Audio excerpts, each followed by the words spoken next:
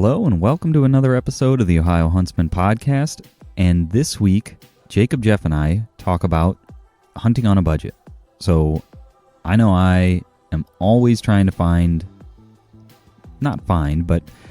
always trying to tweak and tune my system, replace pieces of gear, add pieces of gear to make my life better in the hunting woods, make myself more comfortable, and that all costs money. So how do you do that on a budget? How do you not spend your entire savings? How do you not cash out your 401k, that sort of thing? How do you do this without breaking the bank? As well as we wanted this to be a resource for new hunters, somebody that's looking to get into hunting. We don't want money to be a hurdle, a roadblock for them. So how do you get into hunting for as little money as possible, doing it cheap while still being comfortable and being able to get out into the woods? So that's what we talk about today. Hopefully you guys get some tidbits out of this, some ideas maybe on how you can afford a new piece of gear or how you can get into hunting without needing thousands and thousands of dollars. And hopefully it's helpful. So before we get into that, I want to talk about Monster Whitetail Grub. They are the sponsor of this podcast, and we appreciate them being the sponsor because it helps us continue to do this. If you want to support Monster Whitetail Grub, there'll be a link in the show notes where you can check out some of their product. They have mineral, they have high protein feed, and they have flavored corn. So tons of options for the deer. Right now is a good time to be getting your mineral out and getting pictures of your bucks in velvet. I always like watching and seeing those pictures, watching the antlers grow. So great time to be having that product out. So if you're interested in that and you're interested in supporting Monster Whitetail Grub, who supports us, check them out. There'll be a link in the show notes to their Facebook page, and reach out to them and tell them Ohio Huntsman sent you. And now let's get into the call with Jacob, Jeff, and I. Welcome to the Ohio Huntsman podcast, where three brothers, Jason, Jacob, and Jeff, discuss all things hunting in Ohio. Our goal is to be your source for accurate and reliable hunting news and conservation issues in the great state of Ohio, as well as some fun and interesting conversations along the way. This is the Ohio Huntsman podcast. Are you listening? All right, so today's topic is getting into hunting on a budget, because now is the time of year where if you're already a hunter, you're thinking about upgrades, new equipment for next season. And if you're not a hunter, now should probably be the time that you're sort of getting your ducks in line. Getting your ducks in line? Is that getting your ducks in order? Ducks in a row. Yeah, I think it's a row. Ducks in a row. There we go. For the upcoming season, getting your gear kind of figured out and getting ready for the upcoming season. So we thought it would be a good time to talk about getting into hunting, or if you're already into hunting, buying hunting equipment on a budget, because we don't want money to be a prohibiting factor for people not getting into hunting. So we figured we'd talk about ways for people to do this without spending thousands and thousands of dollars. So you guys got a couple ideas. I got a couple ideas. And I guess we're just going to kind of go around and talk about it. So one thing that I guess I'll start with is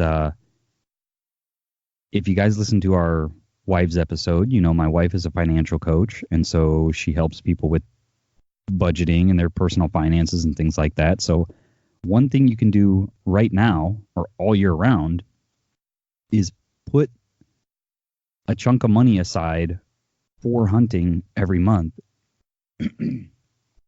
That way you don't get to hunting season and you need to buy a bunch of stuff and you're trying to come up with money to do it. Put a chunk of money aside all year round, and then when it comes time to buy ammo, new clothes, new boots, a new bow or whatever, you've got a chunk of money set aside to do that. Do you guys do that? Do you set money aside all year, or just me? I don't really necessarily set it aside in like a piggy bank. I just don't spend a lot of money on anything else. Like, that works. I spend most of my, I don't know what you want to call it. Spending money is just kind of set Your fun aside money. for, for hunting expenses. Yeah, I don't necessarily have a line item on the budget to save for hunting, but it's a known ballpark figure, we'll say, every year what hunting costs. If there's a big item I'm trying to purchase, then I save up for it, or I purposefully, channel some money towards that item for a couple months or a year, depending how big the item is. If it's a brand new bow, that's a big ticket item.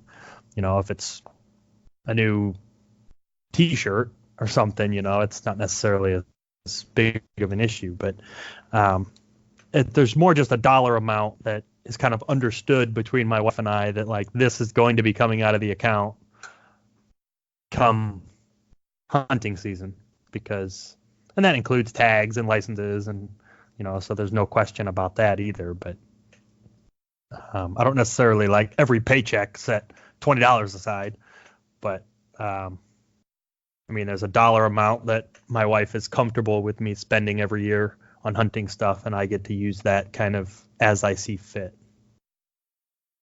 Okay, so I realized I started us off on a weird foot because, like,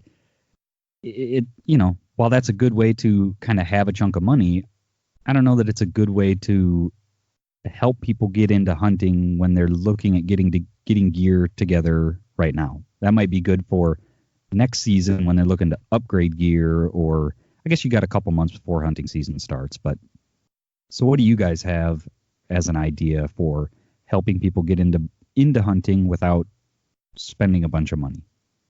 Well, my first tip would be close the magazines and turn the TV off. And what I mean by that is don't get fooled into thinking that you need to keep up with the Joneses to be in the woods. You don't need the latest and greatest clothing, bow, gun, tree stand, etc. If it's a matter of getting into the woods or not, there is much, much, much cheaper ways to do that than what you see in Outdoor Life or name any other hunting magazine or on, the Sportsman's Channel. Those guys you see on there are sponsored, and I'd venture to guess don't pay for their stuff. You know what I mean? So that would be my first thing, would be get that out of your mind. You do not need to spend thousands of dollars on name brand gear just to get in the woods. I like that because it is easy to get caught up in any of the hunting media, right? They've got the high dollar bow, the high dollar camo, and some of that camo, while it's nice, it's a lot of money. I mean, you can spend $1,000 on camo for a season, and that's cost prohibitive for most people if you're trying to outfit yourself to hunt from early season when it's can be kind of warm all the way through late season in one of these high dollar name brand camos. That's expensive. So I like the idea of, you don't need the name brand stuff. You can go generic. I guess that leads me into one of my other things is buy used. You can buy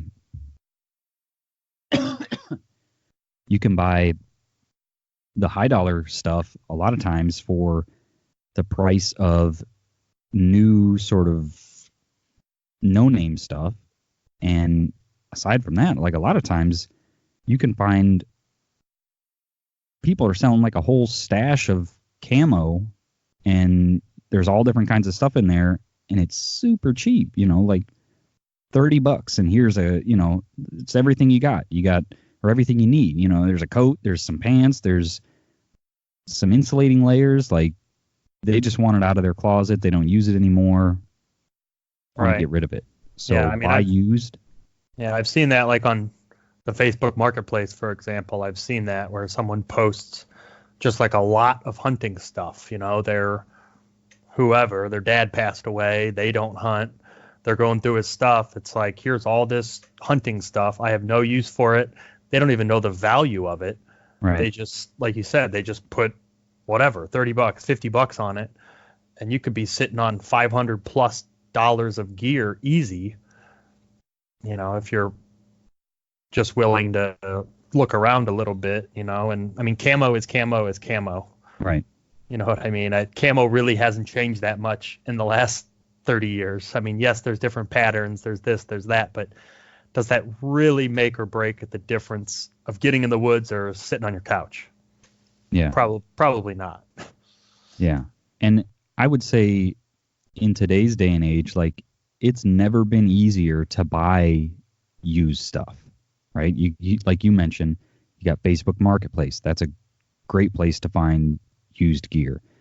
Any of the other, you know, Craigslist, the Let Go app, OfferUp, like, those are all great places to find used stuff. Yard sales. I mean, it used to be yard sales, or somebody you knew was getting rid of something, or maybe a local sporting goods shop was going out of business and they were having a closeout sale or something like that. Those are your only options. Now, you just get on your phone, get on the internet, and start searching, and you can find stuff pretty quick, pretty easy. So I really, really encourage people to buy used. I know, Jeff, you like to do some yard sailing in your spare time, right? Yeah. I've bought a couple of guns. I've bought knives. I've bought hats. I bought a trail camera. I've bought a lot of stuff from yard sales, and a lot of it's either, you know, old people who have no use for it anymore, you know, the guns and stuff.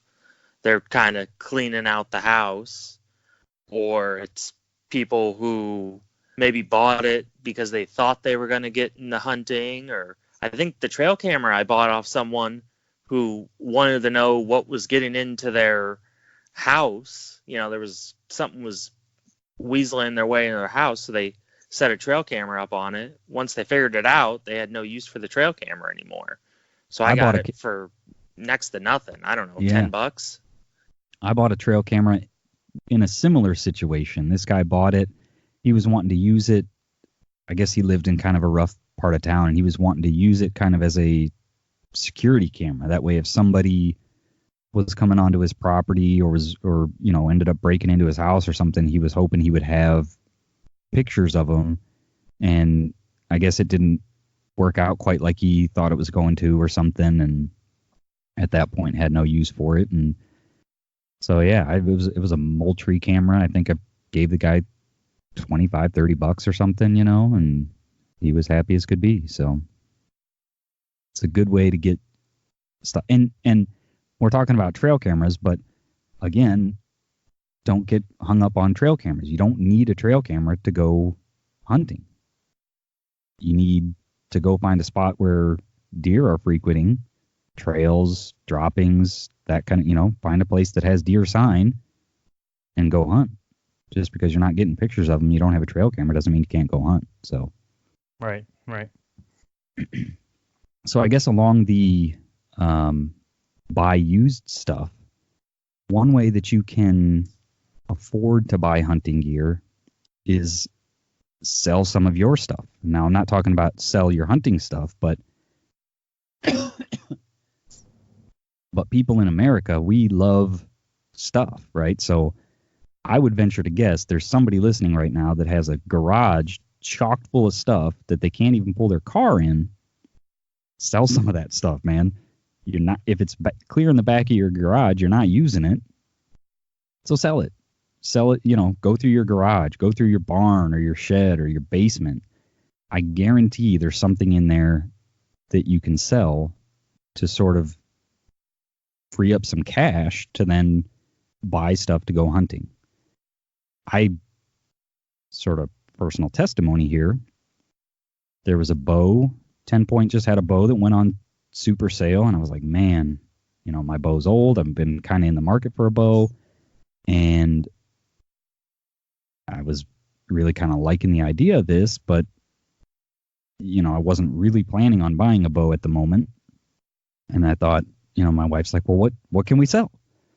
And so I started going through some stuff. I got, I used to have a motorcycle, so I still have motorcycle jackets and things and helmets and stuff like that. And so I was like, well, if I, all these things totaled up together, once if I sell them and get what I think I can get out of them, that'll sort of recoup the cost of this bow. So we just pulled the money out of our savings account, and then I'm working on selling these things to recoup that money. So sell some stuff. That's one of my other good tips. So what do you guys got? You got another one? Well, the thing that the channel I kind of wanted to go down was, if you're looking to just get in hunting in general, maybe test the waters with small game. Don't just jump straight into deer hunting or turkey hunting. Maybe test the waters with small game, rabbit hunting, squirrel hunting, and see if you like that. Because I see a lot of stuff for sale on Facebook, basically, and Facebook Marketplace and Craigslist and whatever, where it's people who basically just dove all in, like, oh, I want to go out and shoot a big buck. So they buy, a high-end bow and top-of-the-line camo and, a Summit tree stand, and go out and don't Hey man, see you got anything. a problem with Summit? No, just Summit's expensive. But they just buy all this high-end stuff, and then they realize that they don't like it, or they're not very successful, and then they're selling all that for half price. Yeah. They went out the first season and realized it's harder than it looks on TV. Yeah. And another thing along that lines, if you do want to jump straight into deer hunting, you don't really need the high-end stuff. You don't need to go out and buy, a 4570, a Henry 4570 or a Marlin, 4570, and put a $300 scope on it. A single shot 12 gauge or 20 gauge that you can pick up for $150 and get a box of rifled slugs is probably all you're really going to need. Yep. Just to kind of test the waters. And if you're really just, kind of jumping in to hunting with no experience and nowhere to hunt, like other than public land, I would recommend going out and buying a cheap crossbow. Probably, what is it? The Barnett Jackal. It's like super, super low end. Everyone makes fun of it. But that bow has probably killed more deer than any other bow model that's ever been created. Because everybody has had one at one point, kind of, to, test the crossbow market. Right. It's almost too cheap not to buy one. Yeah. They're like, you can get the starter package for, $150 or something. And then if you're bow hunting, you have the woods to yourself more often, and it kind of increases your odds because you can spend more time, you can be more of a fair weather hunter, whenever the weather's nice, you can be out, where Right.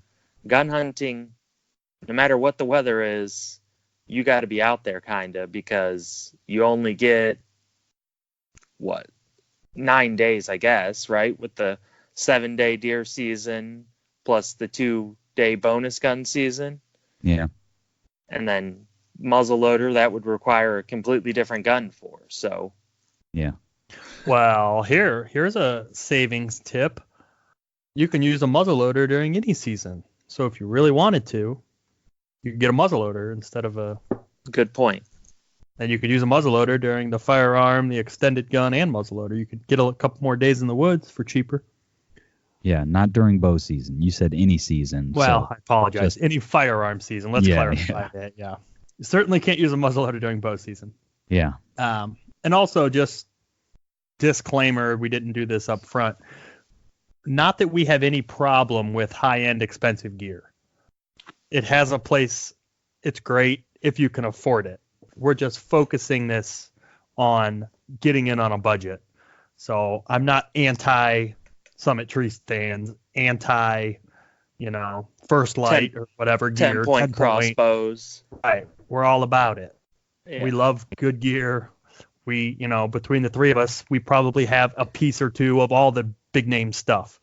But, you know what I mean? I just want to be clear that we're not anti brand name stuff by any means. Yeah, and I don't think that's what we're implying. We've worked our way up to that, right? We started with hand-me-down stuff from Dad. He sort of pieced together stuff that he had left over and was a little too big for us. And I remember this will be good for you. I remember as a kid going out, and I think Dad gave me a pair of either just like leather work gloves or those like cotton jersey gloves or something. And basically, like, I guess the cotton ones are a little insulated, but once they get wet, you sweat or anything, my hands froze. And so then I spent, the next season and the season after that, like figuring out what do I need to buy to keep my hands warm, right? And so I think that's kind of the premise here. Let's get you started. Let's get you started on a budget so that it's not like, oh, I need $3,000 to go buy everything. Like a couple $100, like Jeff said, one of those single shot shotguns, great way to get into it because that can get you in the squirrel woods and in the deer woods. And honestly, I really like that you mentioned starting off with small game, squirrels or something, because you probably already have most of what you need. If you don't have a firearm, you need a firearm. But aside from that, like a warm jacket and some gloves, I guess, like you don't need much to get into small game. There's Right. things that you can get that'll make it easier, that make it more comfortable or whatever. But I hunted in a pair of squirrel hunted in a pair of camo jeans and a brown Carhartt this fall with a 22. It's like that stuff I already had. I guess the camo jeans were, I had for deer hunting, but you could have just worn regular jeans, blue jeans. Right. Yeah. So- And being a good squirrel hunter, relates to being a good deer hunter. If you can learn how to squirrel hunt effectively, it really helps with deer hunting skills. Yeah, I would agree. Anymore it seems like people want to jump right into deer hunting, but I really like the idea of, especially if you're just getting into it, starting off with squirrels or some kind of small game, because there's a much lower barrier to entry. It's much cheaper to get into, and there's a lot of transferable skills to then move up into something like deer hunting. So what else do you guys got? Anything? I guess the other thing I had was, assuming you have a buddy or mentor, you can borrow. Most people that are into hunting, neck deep in deer hunting, at least speaking from personal experience, I've got more clothes than I could ever wear for a deer season. So if somebody, a buddy of mine wanted to get into hunting, I certainly, as long as we're relatively the same size, I could loan him every piece of gear he would need basically to get in the woods. Right. I got multiple pairs of pants, multiple jackets, multiple firearms you can use to hunt deer. It's so you don't necessarily, if you know somebody or you have a mentor or someone that deer hunts, chances are they can, if not fully outfit you, at least give you some pieces to work towards getting you in the woods. Yeah.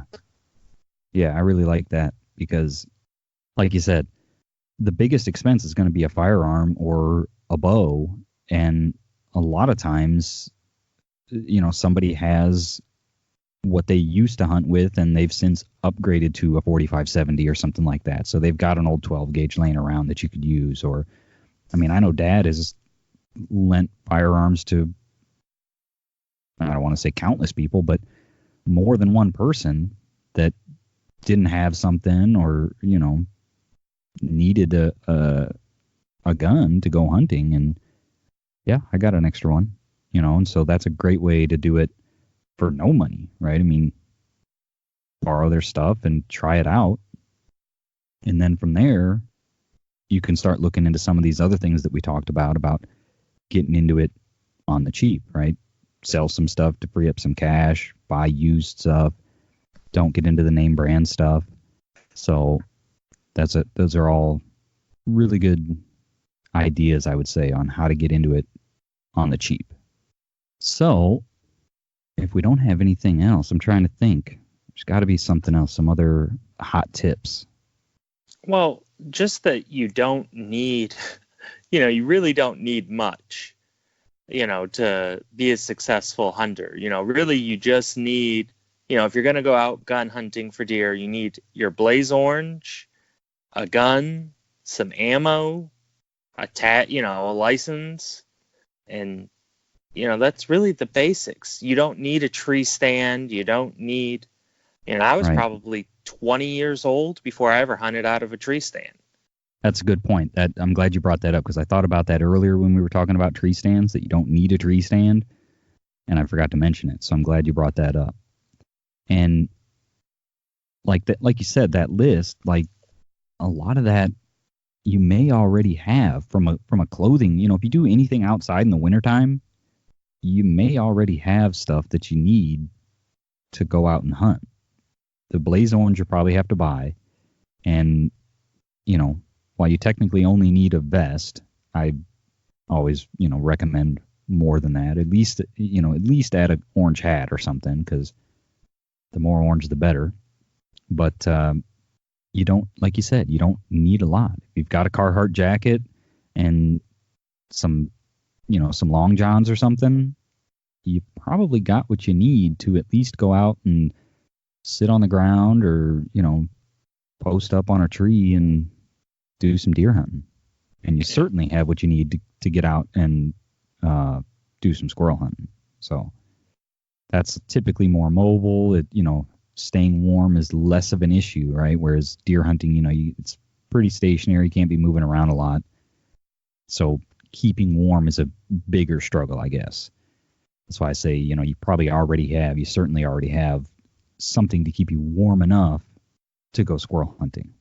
Yeah. Another hot tip for newbie deer hunters, someone who's just getting into deer hunting, especially gun season, is no white. Don't wear white.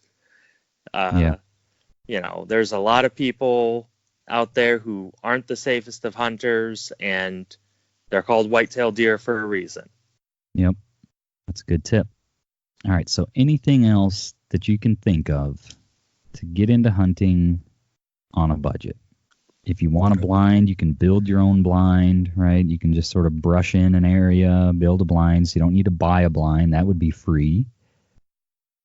You need a firearm. Like we said, you can either borrow or buy something used, or buy a used single shot 20 gauge or something. You might be able to find that for under $100. Your gear, you like clothing. Like I said, if you do anything outside in the winter months, you may already have what you need. You probably don't want some kind of swishy ski jacket or something, but a Carhartt or something just to get you out and keep you warm for a couple hours outside. Boots, which you don't need big 1,000-gram boots. You can do a lot with a good pair of socks. So if you've already got a pair of boots, maybe it's uninsulated, you can certainly hunt early season with uninsulated boots and heavy socks or something like that. What am I forgetting? Your license is your license. Right. Licenses and tags are kind of a non-negotiable. They are what they are, but you got to have a license. Yeah. Licenses and tags are kind of a non-negotiable. Licenses and tags are kind of a non-negotiable. They are what they are, but licenses and tags are kind of a non-negotiable. They are what they are, but you got to have a license. Licenses and tags are kind of a non-negotiable. They are what they are, but We're kind of lucky here in Ohio. We have pretty low. Yeah. Oh, and a place taxes. to hunt. You don't need a lease. We've got public land, All right. and we talked about small game hunting. It's much easier to get permission to, hey, can I come on your place and chase some squirrels, than it is to get on somebody's property to hunt deer. I find it far easier to get squirrel hunting permission than deer hunting permission. So that's another thing, that squirrel hunting is a good place to start, and cheap, free, if you can find somebody that'll let you on for free, or public land. Any tips? So we talked about the new hunters. We kind of started off, I kind of screwed us up and started off with, maybe something for somebody that's already hunting. Do you guys have any tips? Did you write anything down for if you're looking to upgrade gear, or sort of, you were cold last year and so you want to upgrade your clothing, or your feet got cold so you want to upgrade your boots, or you're looking at, maybe a nicer shotgun, or, one of the straight walled. Any tips on how to do that more cheaply than just going to the store and paying full retail? Shop the end of season clearance sales. Good for tip. Next season. When a season ends, shop the clearance sale, because the stores are getting rid of that stuff. Shop that clearance sale and be prepared for next season. If you are cold, if your hands are cold during deer season this year, when deer season ends, go to Walmart and shop the clearance, because you can probably find a pair of gloves for next to nothing. And I think a lot of what we already talked about applies to this scenario as well, right? You can sell stuff. I'm sure you've got something in your garage or basement that is worth something that you can sell and free up cash to buy stuff to upgrade. You can buy used, just move up the ladder. Instead of buying the cheapest stuff you can find used, you can move up to, that middle tier, or even that high end tier, and buy it used instead of paying full retail. And like I mentioned early, just start setting, out of every check or every month, set aside a chunk of money so that when it comes time to buy that new bow or whatever, you've got a chunk of money there set aside to pay for that, instead of like, oh, deer season's next month, I need a new bow. My bow last year blew up on me or whatever. Now I've got to come up with, however many hundreds of dollars to buy the bow that you want. Chunk that money aside every month, every week, every pay or whatever, and then it's there when you're ready to buy. Anything else? Any other tips? It just kind of goes back to what I started with, is if you want to improve your stuff, that's fine, but don't fall victim to the advertising. And what I mean by that is you can get some really nice, gently used bows or gear and benefit off someone else falling victim to the advertising. Someone has a 2 or 3 year old bow, and then all of a sudden Matthews, or name any other brand name, high end bow, comes out and, we have new cams and they make the world a difference, or whatever. They're selling their gently used 2 year old bow that really is no different than the brand new bow when you actually look at it. Right. For super, super, super cheap. Just because they want to get, they got to buy the new one and they need the money, so they need to offload it so they can buy a new one.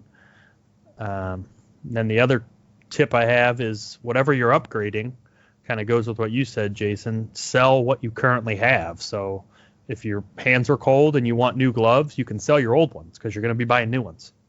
Yep. Or if you want to upgrade your firearm. I don't like to sell firearms. I like to collect firearms. But if you can't afford a new one without getting rid of your old one, sell it. Yep. That'll make up a bulk of a pretty good chunk of probably what it's going to take, to buy the new one. Yeah. And I'm doing that this year. Like I said, I bought a new bow, and so I'm going to be selling my old bow to offset some of that cost. And I'm wanting to upgrade my binoculars this year, and so I'm going to sell, because once I have new binoculars, I got no need for my old binoculars, so I'm going to sell that old pair to, again, it's not going to cover the cost of it, but it'll offset the cost of it. One thing that I thought of while you were talking is another tip is sort of get in good with, if you have a local sort of small gun shop or archery shop or something, get in with those guys, sort of get familiar with them, kind of get on a first name basis with them and say, hey, here's what I'm looking for. If somebody brings one in on a trade or something for something new, can you give me a call and, kind of give me first dibs on something, especially if you're not looking for something super fancy that they're going to turn around and make a pretty hefty profit on. If you're willing to have, the 5-year-old bow or something and somebody brings it in and they're going to sell it, but if they can call you first, that would be another way to maybe get something for a little cheaper. That way they don't have to spend the time to inventory it and price it, and right. They've got you on speed dial basically saying, I want to buy that bow. Yeah, And those so guys really like having a guaranteed sale of something before they ever even buy it. Right. So that's another hot tip, if you will. So, all right. Well, hopefully, if you guys don't have anything else. I got one more hot tip. One more. All right. This is for new hunters. This year, the ODNR has new controlled hunts that are mentored hunts, and they are only for people who have never harvested a deer. Oh, really? So the application numbers will probably be pretty low, so your odds of getting drawn for one of those hunts will probably be pretty high. And the success rates, because I'm pretty sure they're at areas that are very exclusive, they don't draw many people at in years past. I think in years past, both these areas used to be youth hunts, and they were only drawing like 1 or 2 or 5 people to hunt the areas. So your odds of success at those hunts are probably pretty high if you are drawn. Now, you said they're mentored hunts. Is the ODNR providing a mentor, or do you need a mentor to go with you? You need a mentor to go with you, I believe. Okay.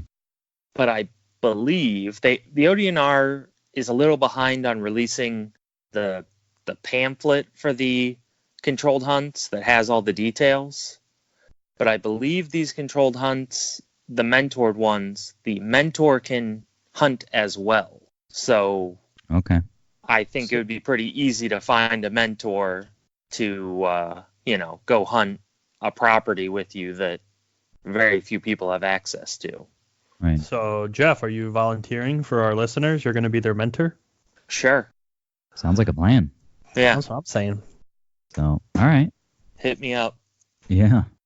Well, hopefully this has been helpful for somebody out there, and hopefully maybe it gave you some ideas on how to upgrade your equipment if you're looking to do that but can't figure out how to afford it, or you want the new shiny stuff, and maybe there was something in there that kind of sparked an idea for you that will help you afford some of that stuff. So without too much more rambling, just want to thank everybody for listening. Make sure you're subscribing to the podcast when you listen. That way you get automatically notified of new episodes, and then you can listen and never miss an episode. The other thing that I'd ask you to do is just chat with us on social. We're always posting stuff and, information, new hunt opportunities, questions, that kind of stuff on social. And send us a question, send us a topic idea, respond to any of our posts. We like chatting with you guys. And one other thing, check out our shirts. There'll be a link in the show notes for this. I'm actually working on some new shirt designs. I was working on some today, so hopefully here before too long we'll have some new shirt designs for you guys to check out. And like I said, there'll be a link for that in the show notes. So I think that's it. Thanks, guys. I think this is a good conversation, and thanks everybody for listening.